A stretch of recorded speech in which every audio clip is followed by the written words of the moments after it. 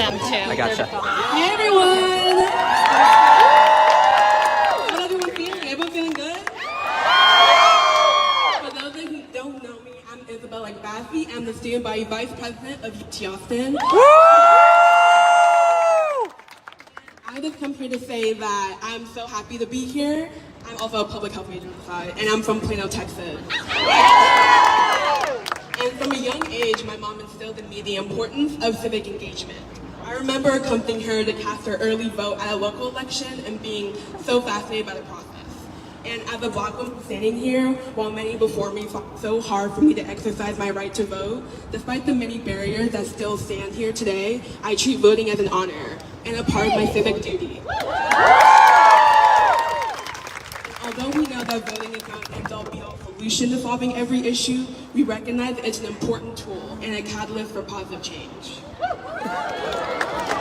There are so many issues on the ballot this November at all levels of government, and advocating for ourselves and for others, and at the polls is key. As a collective of Longhorns passionate about changing the world, we have the potential to amplify our voices and opinions by voting this midterm election cycle. And I know it's hard to make time to vote, especially when resources aren't the most accessible and polling locations aren't super near campus. And voting isn't an excuse absence at UT, but there are groups at UT like the Student Government Agency, Hook the Vote, Texas Rising, Texas Votes, and many more that are working on the ground to provide resources for y'all, get y'all registered on Speedway, and mobilize the multitude of diverse communities here at UT.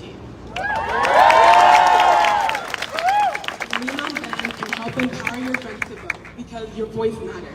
And no matter how hard the system may try to exclude us, we as a community of empowered students can rise above. Thank you so much.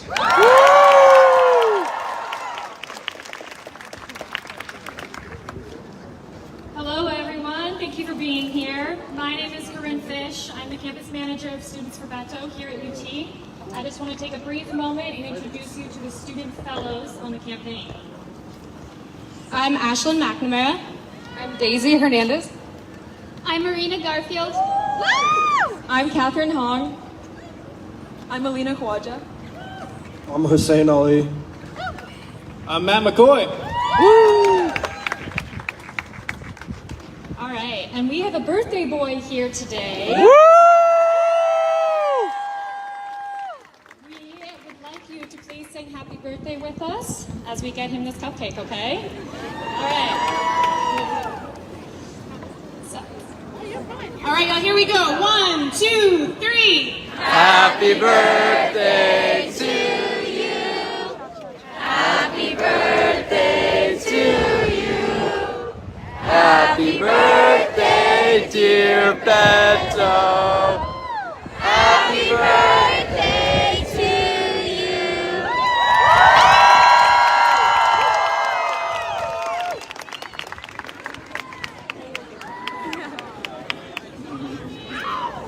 Alrighty, good morning, everybody. Oh, this is kind of loud. Thank you so much for being here today in front of the LBJ School of Public Affairs and in front of Presidential Library. This is a historic area where we celebrate the legacy of LBJ, who passed some of the most progressive social policies. So it is, it is perfect for us to be introducing Beto here. I want to give a special shout out to our special guests, elected officials, Jen Ramos, SDEC member, Representative Vicki Goodwin, Mayor Steve Adler, and candidates Zoe Caudry, candidate for City Council, and candidate for Third Court of Appeals, Rosa Theophanes. Support Beto, so we're super proud for them to be here. All right, so my name is Neebs Aslam. I'm the student body president at the LBJ School of Public Affairs. And I was given the distinct honor to be introducing our next governor of Texas. But before that, asked me to share a personal story, so I'm gonna tell you guys why I'm supporting Beto. My family and myself are immigrants from Saudi Arabia. It is one of the last absolute monarchies and religious theocracies in the world. So when I moved to Texas as a child, I was proud to become an American citizen because I believed in the sanctity of democracy, in the separation of church and state, and in equality for all. And over the last few years, I've been horrified by the rhetoric coming out of our state capitol under Abbott's leadership. Like when Texas legislature proposed 72 anti-LGBTQ bills this very last session, accounting for 1/3 of all of those anti-LGBTQ bills in the nation. When Greg Abbott called special session after special session not to fix the grid, not to protect kids from being gunned down in schools, and not to expand healthcare, but to pass laws that discriminate on LGBTQ kids based on, and I quote, sincerely held religious beliefs. So it really broke my heart because that's not the story of Texas. Ours is the legacy of LBJ, of Barbara Jordan. And in that spirit, I wanna say a quote by our late LBJ professor, Barbara Jordan, and she said, "What the people want is very simple. They want an America as good as its promise." And I invoke her legacy when I tell you that Beto O'Rourke is a leader who exemplifies that very spirit of LBJ, of Texans like Barbara Jordan. And he's a champion for people and he comes out on his 50th birthday to celebrate with him. While we have a sitting governor who does not take life questions, who does not come out and engage with the youth, and who does not listen to the concerns of so many Texans who are tired. Since it's his birthday, I told him he's not allowed to get up here until y'all got really loud. So when I say, who's our next governor of Texas, you say? Who's our next governor of Texas? One more time. Give it up for Beto O'Rourke!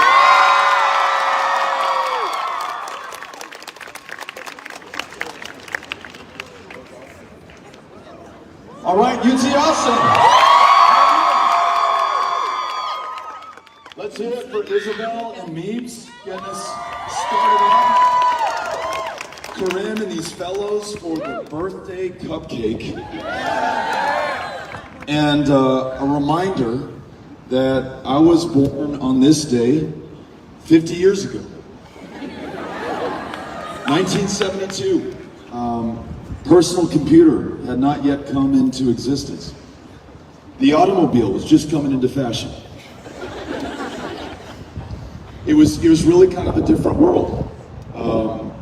A reminder that 50 years ago today, abortion was just as illegal in the state of Texas as it was back then. So, 1972, a woman could not make her own decisions about her own body or her own future. 2022, a woman cannot make her own decisions about her own body, her own future, right here in the state of Texas. But it's worth knowing our history. In 1972, Texas women did not wait for someone to come ride to the rescue and save the day. They weren't counting on some outside force or power to confer protection for this right that is fundamental and is a right that every single human being should be able to enjoy. In fact, Jane Roe, a Texas woman, Linda Coffey, her attorney, Sarah Weddington, her other attorney, from bright blue Abilene, Texas, prevailed upon an all-male United States Supreme Court to protect that right to privacy, to ensure that women could make very personal and often very painful decisions without any interference from their government. That Roe versus Wade decision, won by Texas women in 1973, year after, stood the test of time for nearly half a century. And from that decision, so many other rights gained the protection that too many of us perhaps have taken for granted. The right to contraception, the right to same-sex intimacy, overcoming and defeating the sodomy laws in states like Texas, the right to marriage equality, to be able to live your life with the person of your choice. It wasn't anyone from outside of this Texas who made the people of Texas able to enjoy their lives as they should. It was the very people of Texas, led by the women of this state. Here's my thinking on this. If the women of Texas won these rights 50 years ago, it's going to be the women of Texas who win them back in 2022.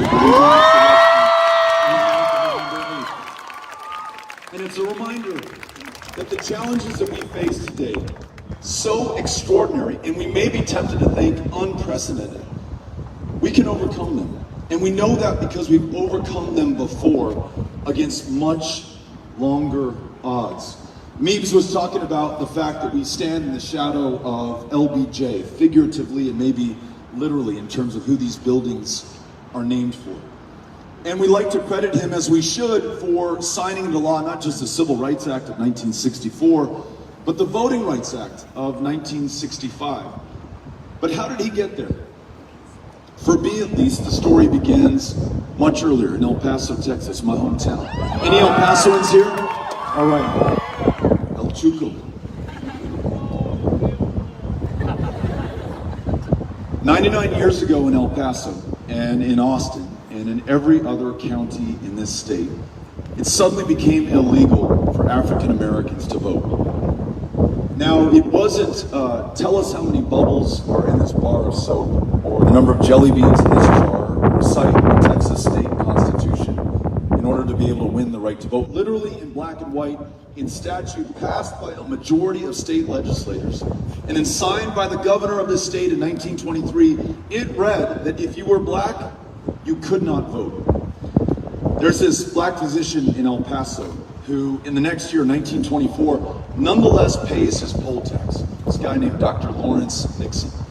And goes to fire station number 5, the same polling location at which he had voted every single election of his life. Never missed one. He was as civically engaged as a human being could have been at that time, especially if you were a black man in the former Confederacy. Pays his poll tax, goes to that polling station, waits in line patiently, probably getting strange looks from people because they understand that his vote has been taken away. Gets to the front of the line, puts his receipt on the table, says, "I would like to vote." And the election judges there say, Dr. Nixon, they know him by name and by sight because he is always there every election. "Dr. Nixon, you know that we can't let you vote." And Nixon says, "I know you can't, but I've got to try." He fights the white primary law in Texas for the next 20 years of his life, taking his case to the United States Supreme Court and winning 2 victories there, and setting the stage for the Smith versus Allwright decision in 1944 that finally began to integrate our elections in the state of Texas. A job that was not finished until LBJ 20 years later is listening to the young people in this country and finally finds the power to do the right thing. As I mentioned, he signs the Civil Rights Act in 1964. Dr. King and Andrew Young visit him at the end of that year in the Oval Office, and they said, "Great work, Mr. President. Now we got to get to voting." Because in Texas, in Mississippi, in Alabama, in Georgia, so many of those that you purport to serve and represent as president do not have a voice or a vote in what we call a democracy. Now let's do something about it. And the president is said to have told them, "Gentlemen, you're right, but given what we just did with the Civil Rights Act, how in the world are we going to get this done? I don't have the power." And as they leave, Dr. King turns to Young and he says, "We got to go out there and get the president some power." What they did over the course of the next 6 months is work with, engage with, and I'm going to make this point, follow the lead of young people just like you who are willing to march, sit in, go to jail, and we're talking 12, 13, and 14-year-olds who are willing to lose their freedom, and Lord only knows what would happen to them behind those bars in those cells, to stand up and fight for the right to vote. By the 14th of March, 1965, a very young John Lewis, I think all of 24 years old, leads a march across the Edmund Pettus Bridge for the right to vote and is beaten within an inch of his life for doing so. Those images are beamed around the country and around the world, and they shock the conscience of our fellow Americans such that within 8 days, LBJ is able to convene a joint session of Congress. Every sitting senator, every sitting representative, and before them he says this, and I'm going to paraphrase. He said, as it was at Lexington and Concord. In other words, as this country fought for its independence and freedom for the right to vote. We all know that the right to vote back then meant you were white and you owned property. And that property could be other human beings in 1776. So it was Lexington and Concord. So it was at Appomattox in 1865, when a war to decide the issue of whether one human could own another, and whether we would move forward in realizing the aspirations that found this country, that we would all be treated equally under the law, and have free and fair elections to decide those who would serve and represent us in positions of power and public trust. LBJ continues, and so it was at Selma in this year. The power of that movement, primarily of young people, literally willing to give their lives, and we should remember that many died in the fight for the freedoms that we enjoy and perhaps far too often take for granted today. Johnson says we must act. And you, members of Congress, have the power to confer this vote that people are literally willing to die for. By the summer of 1965, he's able to sign the Voting Rights Act into law, creating the first true multiracial democracy in the history of the United States of America. Now, I say all this because nowhere in the land today is it harder to vote or to register to vote than it is in Texas right now. 7 million of our fellow Texans did not cast a ballot in the 2020 election, even though they were eligible to do so. Now, I would argue that it's not because they're lazy, it's not for any lack of love that they have for this democracy. When our state has shut down 750 polling places, twice the number of the next closest state, and most of those closures in the fastest growing black and brown neighborhoods in the state of Texas, when outside of TSU on election day, we will see people 6 hours deep in line, not just because they're so hungry to cast that ballot, but because we've closed down the polling places in that neighborhood and forced this indignity upon our fellow Texans for everyone waiting in line for 6 hours.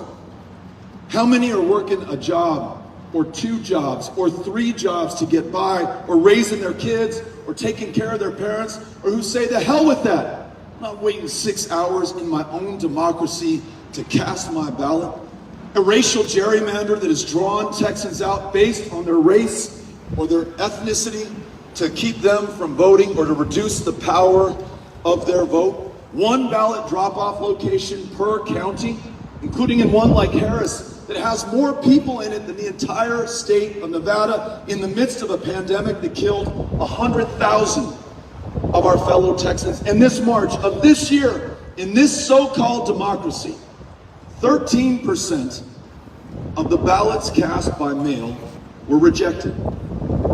We were watching the news tonight, and the anchor says in Venezuela or in Cuba, they had elections today. In Russia, they had elections today. 13% of the ballots cast were rejected. We'd say, you know what, that checks out. Those places aren't real democracies. They are not like us. Well, today, that is who we are. A 95-year-old World War II veteran. So when he fought to fight fascism half a world away and defend this democracy here at home, he was your age. This guy had his ballot by mail rejected not once, but 3 times. And think if there is anyone among us who has more earned the right than that man, who's willing to give his life so that we could have this opportunity to make this country and our lives better. What I'm saying right now is that you and I have inherited the service, the struggle, the sacrifice. Dr. Lawrence Nixon, John Lewis, of LBJ, of Barbara Jordan, that World War II veteran. And what we do with this will determine our future, our fortune, our fate, and it will define us in the eyes of history and of our kids forever. We either squander this inheritance right now and lose out on 246 years of trying to make this experiment, which is the exception in the whole of human history and really the planet today, or we lose it forever. I want to make sure that we do everything we can at this defining moment of truth to come through. And this election and this opportunity to save this democracy and to make it sure that it works for all of us will not be won by the candidate or by my political party. It can only be won by, with, and for the people of Texas. And at every major turn of this country's history, Lexington, Concord, Appomattox, Selma in 1965, it hasn't been old fogies who are 50 years old who make this work. It has been the young people who have the urgency of this moment and are doing whatever it takes by any means necessary to make sure that we come through. All of those victories were won not by people in the halls of power, already elevated and elected to public office. It was those who made those in office pay attention to them and change this country for the better. So I say this, not only do I feel lucky to be alive at 50 years old on this planet today, married to my extraordinary wife, Amy, who was just standing here a second ago. Raising our 3 kids in El Paso, Ulysses, who's 15, about to be 16, his sister Molly, who's 14, Henry, who's 11 years old. But I feel lucky to be alive and with you right now in this fight, because we are in the fight of our lives, literally fighting for the lives of our fellow Texans. And I want to tell you this, we're going to win this election on the night of November 8th. We're going to win this election because we are fighting for every woman to make her own decisions about her own body, her own future, and her own health care. We're going to win this election because we're going to make sure that we prioritize the lives of our kids in those classrooms over the NRA, the special interests, or any politician for that matter. We're going to win because we have the backs of our public school educators, our teachers, our librarians, our counselors. No more attacking them with CRT or asking them to turn in the parents of transgender children.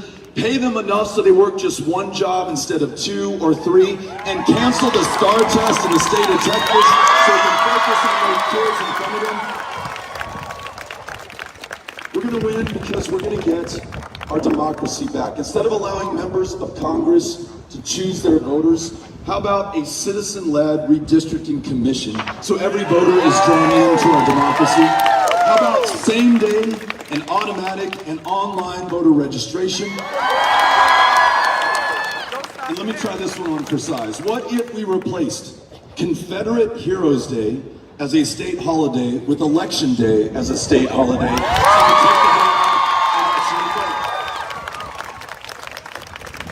But in order to do all of this, we together must decide that we will be a match for this moment. And that means I need your help to go meet those Texans who can decide the outcome of this election. If you have a friend who has yet to be registered to vote and is not yet on the rolls, the deadline is October 11th. That tent right over there, we have volunteer deputy registrars who will get you on the rolls right now. Those 7 million Texans who were eligible to but did not cast a ballot in 2020, to put that into perspective, when we ran for Senate in 2018, we only lost by 216,000 votes. There's 7 million out there whose voices we have yet to hear from, whose votes have yet to be counted. They are the very targets of this voter suppression, voter intimidation effort in the state of Texas. If you will sign up with me today, and we've got volunteers wearing yellow reflective vests, and they're all around the perimeter of this event. I don't see any of them right now, but if you've got a yellow vest on, raise your hand so folks here can see you.